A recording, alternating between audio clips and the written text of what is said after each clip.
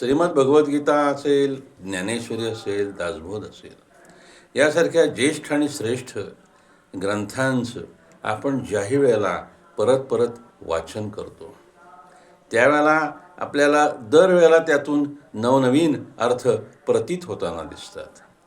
किंवा अध्यात्मशास्त्रातले अनेक कूट प्रश्न, त्यांची उत्तरं आपल्याला यामध्ये सापडताना दिसतात. आपल्या बुद्धीमध्ये या ग्रंथांचा विचार सतत जर चालू असेल, त्याविषयी आपण विचार करत असू, तर दरवेळेला आपल्याला त्यातला नवनवीन भाग आपल्या डोळ्यासमोर येतो, नवीन अर्थ त्यातला आपल्याला उमगू लागतो आणि आपल्याला आश्चर्य वाटतं.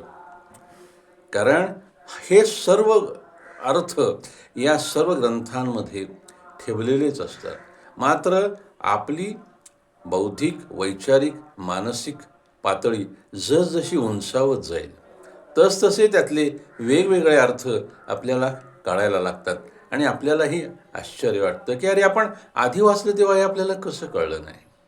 त्याच्यामागचं रहस्य हे आहे की जितका तो ग्रंथ आपल्या बुद्धीमध्ये सामावत जाईल, विचारामध्ये सामावत जाईल आणि सतत संकल्पनेमध्ये राहील, तसतसं आपण त्याच्याशी एकचित्त होत जातो आणि त्यातले मूळ अर्थ, हिरण्यगर्भ आपल्याला समजायला